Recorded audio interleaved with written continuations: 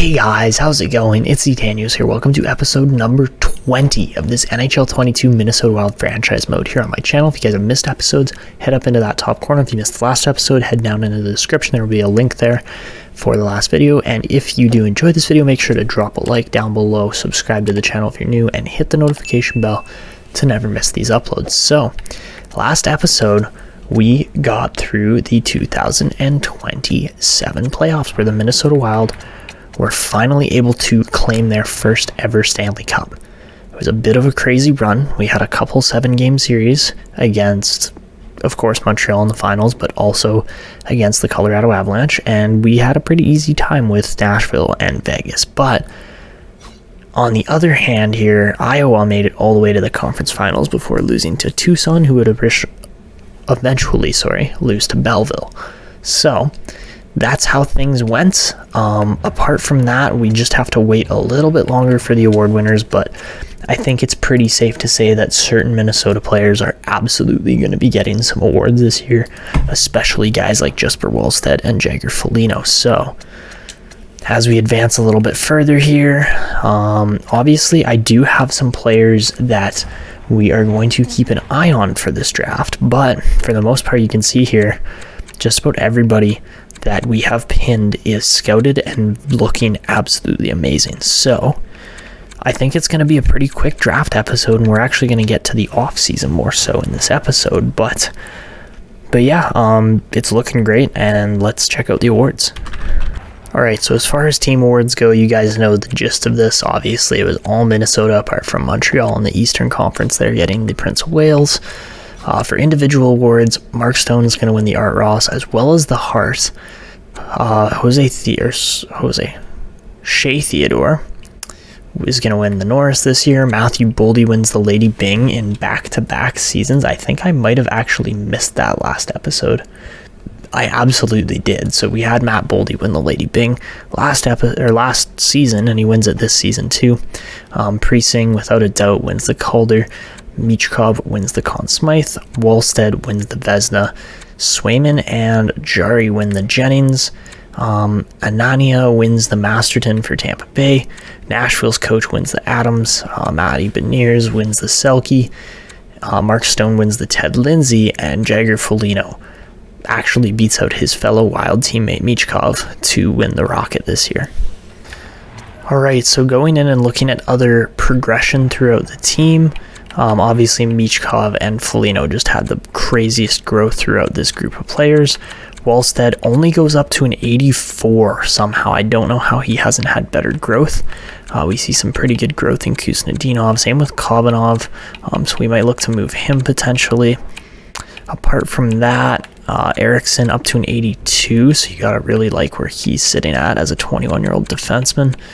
And apart from that, well, in the system, we have some guys that grew pretty decently. Gleason and Rankel, especially. Moy's a great player as well. Dmitriev shot up pretty significantly. Apart from that, Reed, Koch, Kurvinen looks okay. Johnston as well. So yeah, there's definitely some pretty good players down in the system that are going to have a shot at making this team, especially a guy like Guy Bonnet. He looks fantastic. So Fistrick as well, he's got a good shot at making the team. So yeah, that's a group of players we're dealing with. We're gonna add some more here, not a ton, but just a couple more really good players. So let's get through this. We don't need to do draft interviews, but Philadelphia is gonna win the lottery. Okay, good for them. Who's at pick number 8? Winnipeg. Okay, Winnipeg's there. I think we might end up trading up a little bit higher, just based on the fact that Javi Boulin's right at 8. And of course you look at the other players I'm looking at getting here.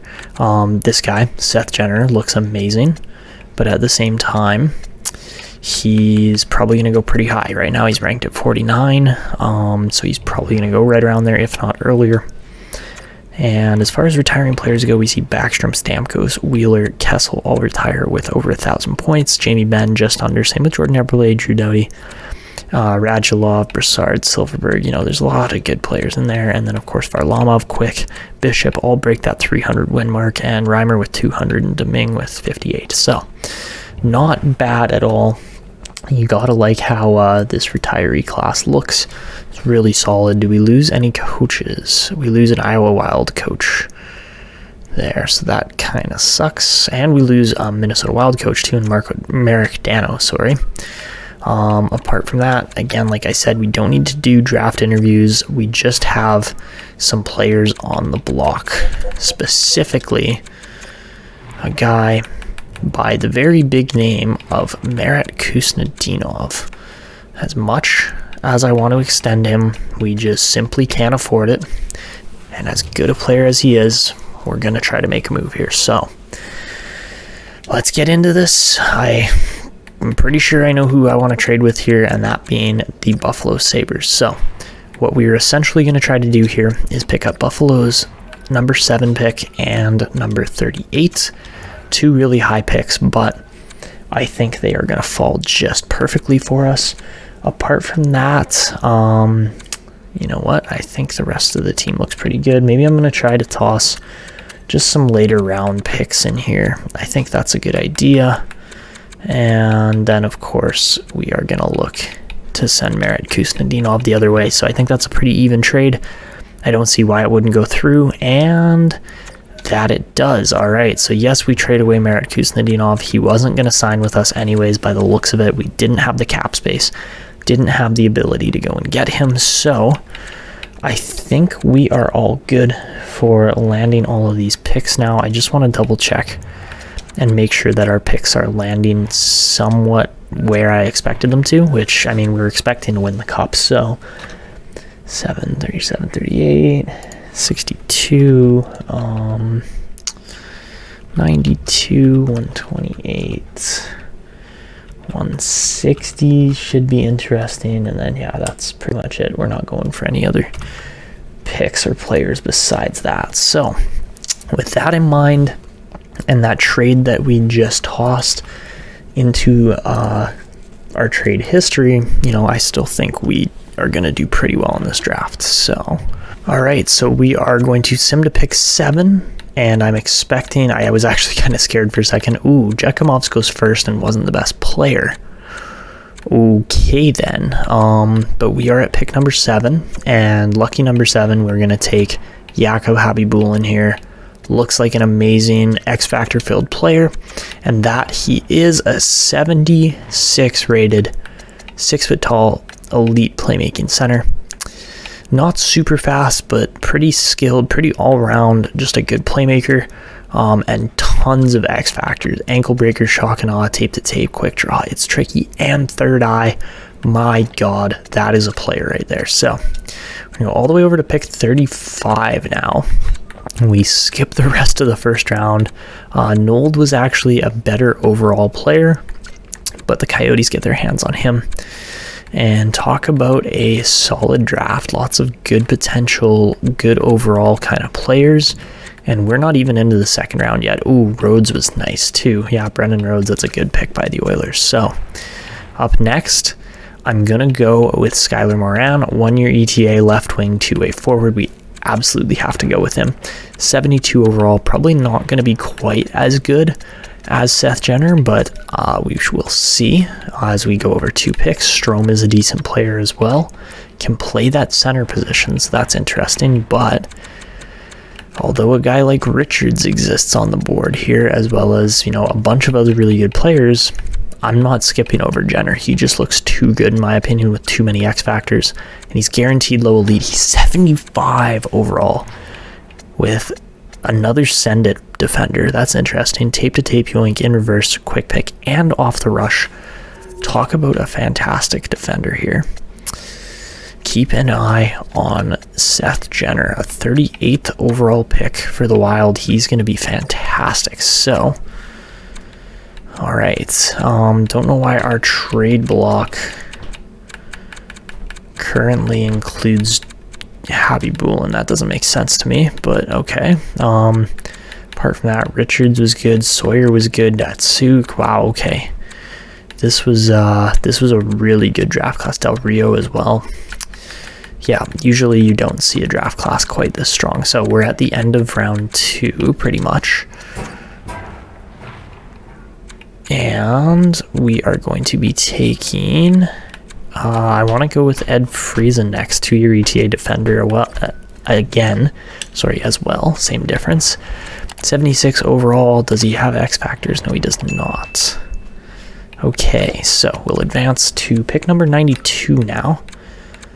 And I'm really hoping that the guy we're going to pick up here didn't get drafted. That guy being an elite left wing, probably sniper, I think. I might be wrong. Yeah, there he is. Yeah, he's a sniper. Gaspard Lapierre. 19 years old, but who cares? Medium elite, right? And 66 overall, too. That's really decent. So we will keep an eye on him as well. He put up 41 points in 66 games this last year.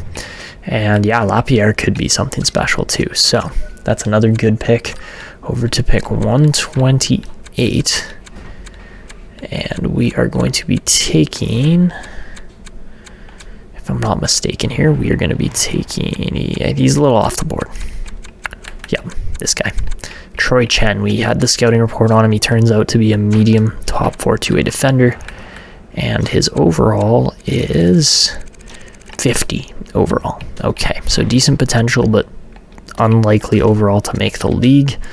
And finally, for pick number 160, Budai gets drafted. Really decent player as well. And that was it. Okay, perfect. So we didn't miss out on much besides Budai. And I'm going with Pitkanen because he's got X factors. So taking him, sure, he's 20 years old, but he's an elite goalie, and he is a 59 overall, all right, with 4 X factors. Great goalie. Again, I'm really happy with this draft. You look at the players we have just brought in.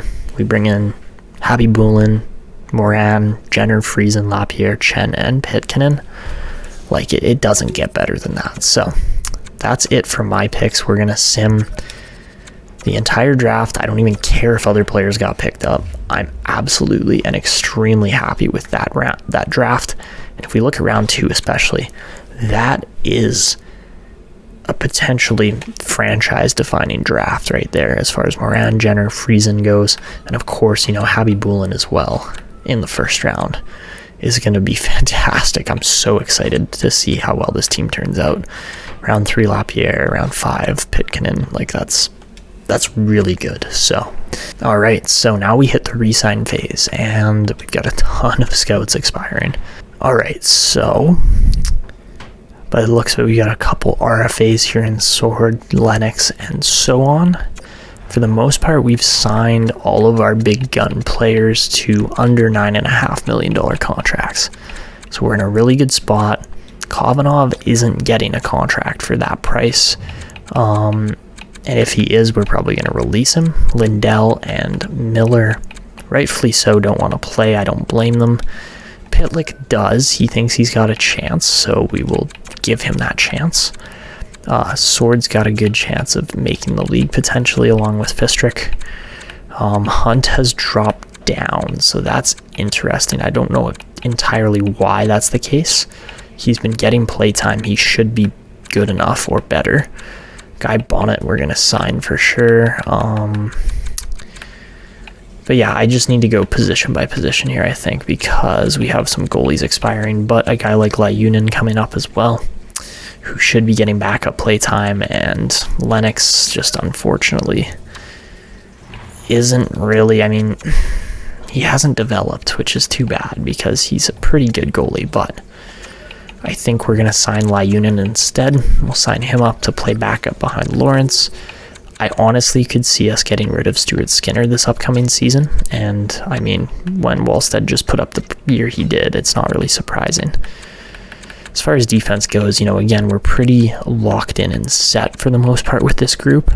The only guy I could see us potentially extending is, of course, Sword. We're going to give Jenner a deal, and I think we're going to let Poolman go. So yeah, Poolman's gone. Jenner's getting an immediate contract. He's too good not to. We're going to give Rankel a contract as well and release Nystrom. In my opinion, I think that's the best way to go. We'll sign Crane as well. So quite a few new signings and players like that. We'll release Yeah, okay. Okay, this is looking good. Friesen probably should get playtime, but he's playing in Frölunda as well. So we're gonna release Lindell and Miller, 2 big names, but that's okay because, you know, we have other players coming up through the system. As far as our right wingers go, again, it looks scarce. It really isn't. Let's see. I think Gleason and Lundin both deserve contracts. Semin, we're going to release. But yeah, I think over a guy like Shafi, probably, he's not going to get too much better. Didn't get a lot of play time, so we'll release him. We'll sign Duhaime up, and we'll sign Novak up because these guys are legit players. And then, let's see, Gleason had a pretty big year improvement-wise, but I think he is ready for the AHL at least. And same thing with Nicholas Lundin because he didn't improve at all. And apart from that, Rensfeldt too. So we do get quite a few right wingers in and re-signed. Left wingers, on the other hand, are already pretty sturdy, stable, whatever you want to call them. They are locked in. Morin, Lapierre, those guys don't need re-signings yet. A guy like DePenta, I do want to sign though. Same with Hacken. So we've got 2 kind of younger kind of guys there. Mayorov at 23, we're going to release him. He's just not there. At 66 overall. Neighbors, on the other hand, you know, he's still got some juice left in him. Same with Beckham. We're going to sign him too. All right, so we've offered a ton of contracts. We don't have a ton of space, to be completely honest. And Bergfors is another guy that just, again, hasn't turned out, unfortunately. So we might end up releasing a couple more of these guys. Apart from that, Pitlick got a contract. Habby Boulin's actually going to get like the opportunity of his life here to play first team NHL minutes on like the second line. Apart from that, Fonstad we will give another contract to. And Scavello I'm going to wait, I think, for one more season. Maybe not. Maybe we give Scavello a contract too. So there's just so many good prospects. It's actually hard to pick and choose. And we will very likely be releasing Alexander Kovanov, although he put up a 33-point season, grew like crazy, and he's extremely fast. But yeah, I don't know. We might end up trading him too for a goalie or something. I don't know exactly how it's going to go. So maybe we offer him the 1-year deal. He wants the contract, so let's do it. Let's see what happens, and let's advance today. So I'm going to have a ton of scouts first, but it looks like we are going to be getting most of these contract signings, unless I am wrong, which could very well be the case too. And apologies if you can hear my dog barking in the background. I don't know what he's barking at. But Duhaime, Beckham, Pitlick rejected. Okay, but we get Rankel, we get Neighbors, Kovanov. Rensfeldt can't sign. Gleason does. Hacken can't. Fonstad doesn't. Novak does. Sword does. Habby Boulin does. Lyunin does. Scavello does. Bonnet does. Crane does not. Okay.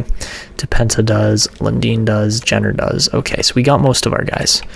And we are right up to the maximum amount of contracts we can sign. So let's just play a quality kind of game here. So we're at 50 out of 50 with Pitlick not signed, with Fonstad not signed. And we've got guys like, who is it? Bank here as well. I think we're going to release, unfortunately. But we've got guys like Rensfeldt, Crane, Hackins. That's 3 right there. I think that's everybody, actually. So if we go in here, if we release Lennox, if we, let's see, all expiring, we release Bank here, we release, I think we're going to release Fonstad. He hasn't been, has he been that good? He's been okay. 56 points. He's actually been all over the place production-wise, unfortunately, but we're going to release him. And Pitlick, I can't believe he doesn't want to play. 62 points, just had a fantastic year. But, no, if he doesn't want to play, that's fine. We've got other younger, hungrier players that want to play. And I don't see an issue with bringing these guys in because they might, they might be vying for NHL spots in a year or two. So that's the team. That is the current status of the Wild. They look fantastic. We're going to advance one more day, get these last couple scouts, and get these youngsters in. And honestly, I don't think the re-sign phase was huge, but I don't think free agency is really going to be too big of an issue here this season. So let's get to it. We might make one move with Stuart Skinner just because, yeah, sure, he won us the cup. Argue what you will in the comments, but in my opinion, it's an unfortunate situation, but I don't see him as the future of this team with only, like, a future backup of this team with only 10 wins in 22 games at 28 years old. Like, you think he would show up and really make a statement? No, Wallstedt made the statement last year, and it was not even close, so. All right, I think that is all good to go. Let's see what is available first off. What's available for goaltenders? I mean, how about the Sidney Crosby and Claude Giroux money expectations that exist here? This is insane. That's actually crazy. But as far as other players that actually have some potential go, it's not great. It's not super strong by any means. As far as goalies go, there are some decent goalies there. This Rafalski guy could be a decent backup. Again, a St. Louis goalie, so interesting. And at a cheap contract, you know what? Wow, he's a restricted free agent. Okay. Winnipeg's interested. We only have $3.3 million in budget to try and offer him. I don't think we offer him that much. I think we offer him $1.5 million or so for the next 2 years. Wouldn't require any picks, but I highly doubt that they actually let Derek Rafalski walk like that. As far as good goalies actually go, obviously we'd want like an 82, 83 rated backup kind of goalie. Whether that be Ingram, Ottinger, Primo. Primo was actually, he was actually really good. Although he only had an 8.98, that's not spectacular. Did any goalies actually have? Okay. Georgiev was actually decent. Ingram was not. Who actually had 900 plus save percentages in here? Like, there's not a lot of goalies. Like, yeah, Swayman. But Swayman's not getting signed for $7 million. Hellebuck. Jari, again, we had Jari, we let him go. Where's he playing now? Detroit, right? Merzlikin, again, he's going to cost too much, most likely. Matt Murray, maybe, but again, he's old. Not a lot of goalies with high save percentage numbers in here. Phoenix Copley, interesting. How about Jan Bednar? Okay, oh, that would be why. That would 100% be why. Montembeault was playing for Washington, was actually fairly decent, but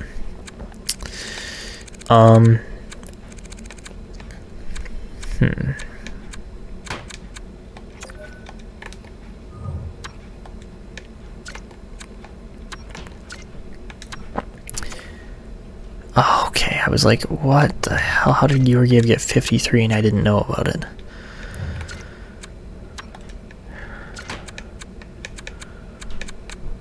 Merzlikins $5 million. That's not happening.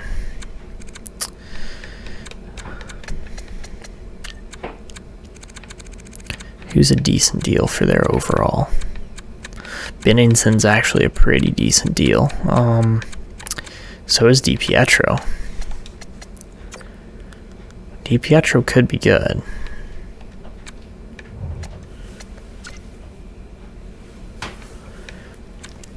Especially as a backup. Alright, so we're going to offer DiPietro a contract too. I don't know if we're going to get it, but at the same time, you know, $1.5 million is a pretty cheap price tag to pay. I'm going to look for potential Stuart Skinner trades where we can get picks back and things like that. So yeah, let's add him, and let's maybe add, I don't know, who else are we letting go here? I would say we are very possibly letting go of a guy like Kovanov. Or, I don't know who else.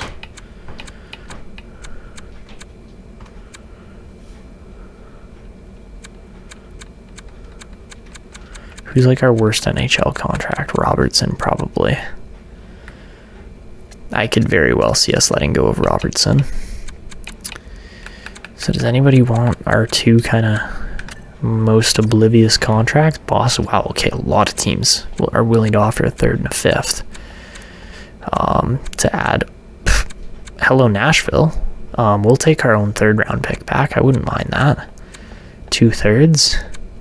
I think Nashville's got themselves a deal here because I don't think anybody else is matching that deal. So $3.5 million of cap space gone, which isn't bad. We don't need Burakovsky. I think Nashville's got themselves a deal here. So yeah, we will absolutely take that. That's actually a really decent trade again. Yeah, no, Nashville's doing just fine here. So we will absolutely offer that deal for Nashville 2029 third and Minnesota 2029 third in exchange for Stuart Skinner and Matthew Robertson. Beautiful. Okay, so we're going to take it. No question in my mind. 2 1-year contracts for 2 third-round picks. We'll take it all day. So now the matter of fact is, do we get one of these goalies? First off, that's a terrible trade for Taves. We don't need that. And we're going to get DiPietro. Rafalski wants to join, but I would assume that whoever... Yeah, Winnipeg matches. Okay. That makes sense. So we get DiPietro. I'll take it. I don't know if he's going to be all that much better, but he is higher rated, so that's really what we're going off of. And, you know, he does have just a significantly better defensive core in front of him than what he would have had in Vancouver. Sword, Eriksson, Fistrick, and Hunt are all going to be vying for that 5-6 spot because Sexton, Oduya, Lambos, and Weller are, without a doubt, our 4 top defensemen. Michkov's the lone right winger, which is hilarious because Kaprizov will be moving over. I would assume Krajicek will also be moving over. And then we have a very high number of centers, which is okay with me because these guys are going to be pretty impactful as far as our team goes. In the system, you know, Habibulin, maybe we give him a year to develop, but at the same time, I don't know if that's necessarily going to be the case, just because he could be playing in between our 2 top end kind of centers, or in between our 2 top end second line wingers to start. So yeah, how about that for a team? So potential wise, there's tons of good players in here. Let's just advance to the next season and see how this lineup shapes up. Alright guys, so before we really do anything else here, I'm going to see if we can find some kind of trade.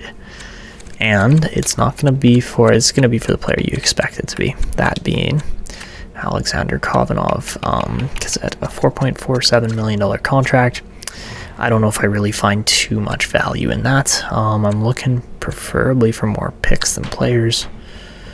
And that might be what we get here, but it might not be. So we don't need more defensemen, to be completely honest. I do like what Colorado's offering, but I also don't want to trade with rivals. I would love a second round pick. Love a second round pick though. So if we can work with Philly, I'm sure we're going to have to take some cap space back, but maybe not, right? What if we go with a second and a third for this upcoming year? the Flyers second and the Canucks, or the Flyers second and then their third the year after. If we can do that, I'm okay with it. If we can somehow get a prospect that... There are no prospects. Okay. What about rookie skaters? Obviously, they just got Jakimovs.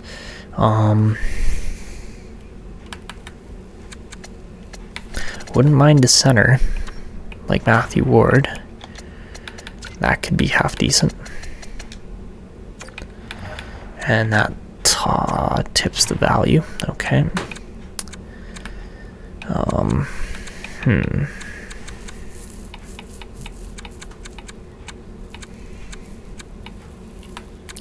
We could send Dmitriev the other way in this deal. He is 63 overall, 20 years old, probably not very likely to develop. Okay. I would take this deal. This looks like a pretty decent deal. Alright, so I'm going to try this. I don't think it's going to go through, but it might. And looks like it will. Okay, so we are going to call Daniil Gushin up to the NHL. And then we're going to immediately send him right back down after, so... Yes, there are going to be a few roster moves to be made, but first off, Gushin should go up, and that's not going to be the case. We are instead going to give Guy Bonnet, it's Guy Bonnet, sorry. We're going to give him a try. Instead of a guy like Jakub Habibulin, who we're going to give an extra year to play.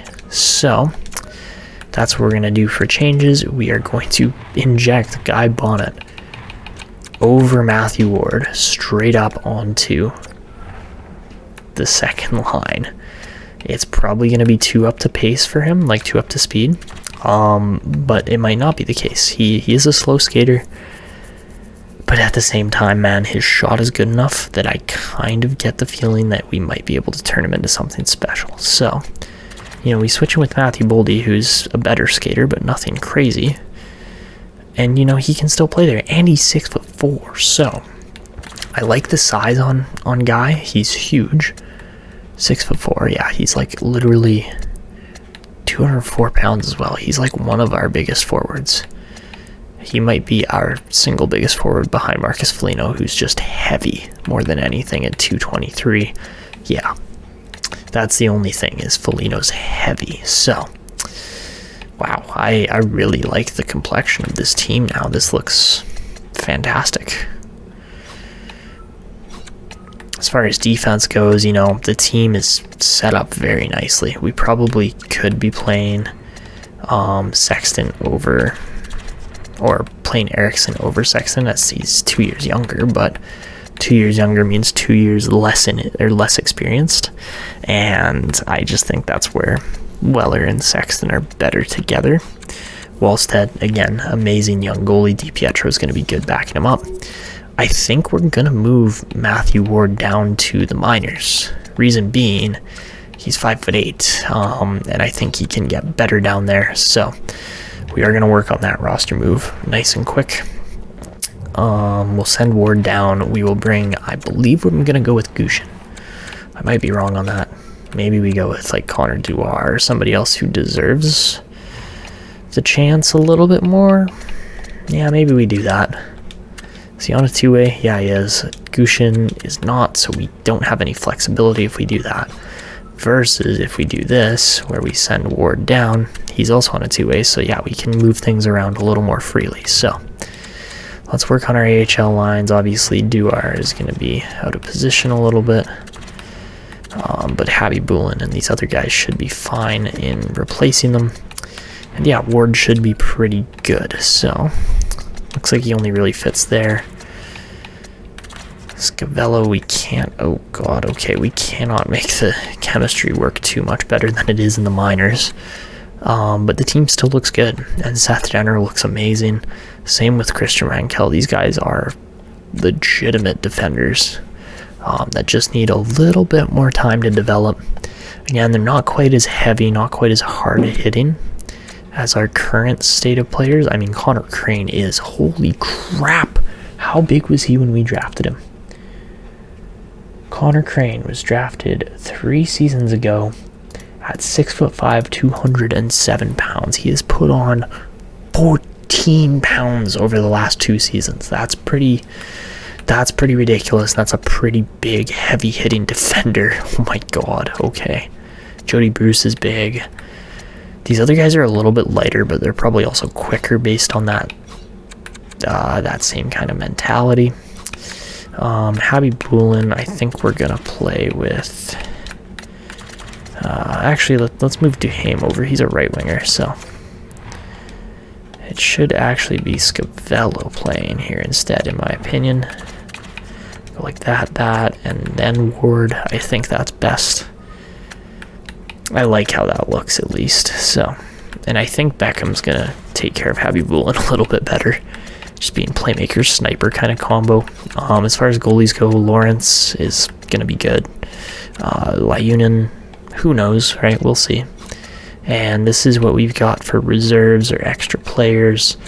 And this team's a freaking powerhouse. I expect Guy Bonnet to have a fantastic rookie season at 20 years old. We're putting him into a spot where he's smack my knuckle on the desk as he's fresh out of minors, coming into the NHL. I know it might not be the greatest transition, and if it's not, then it's no big deal, because we can take him, move him back down to the minors for one of these centers who is very likely going to be playing well. I'm betting on Matthew Ward over Habby Bulin or Scavello, but who knows? We'll see, right? So that's how this team is designed. We're giving a youngster an opportunity. If he doesn't thrive in it, then oh well, right? We can potentially move him down for a guy like Morgan Moy even as well. Don't even have to move him out of the team specifically. And yeah, this team is just in a great spot. So anyways, that is where we're going to wrap it up for this one. The units are just, this team is just a unit. There's no other way to put it. They're just freaking scary looking. That's the only words I have to describe this group of players, this team. Yeah, like it's not, you're not going to see a much better team than what you're currently looking at. Are you seriously playing Lecavalier over Michkov? Come on, man. What is that? Michkov and Rossi on the power play is a very interesting combo. It's not exactly what I would expect, but it's not bad either, right? So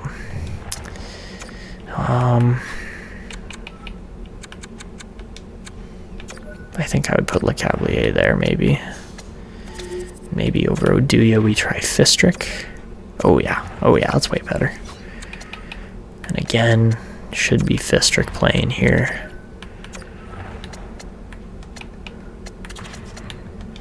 Maybe we go like that, move Lambos over for a guy like Eriksson maybe. That could be doable. Oh yeah, that's so much better, man. This PK, yeah. Yeah, we got a good team here, so. I just don't think it's actually possible to make this team any better than they already currently are. They're just going to grow into an even better group of players over time. And I think the rest of the NHL should really be on alert, because, you know, you have guys like this that are this good at hockey. And, like, what do you do as a league? You look at this group and go, they're going to beat every single team they play at least once in the season. So yeah, that's where we're going to wrap this one up. I hope you guys enjoyed. If you did, make sure to go down below, drop a like on the video, subscribe to the channel if you're new, and hit the notification bell to never miss these uploads. And of course, if you did enjoy, make sure to drop comments in that comment box below as well. And let me know if there's anything I can improve on. But that is it for this one. This is Echanio signing out, and until next time.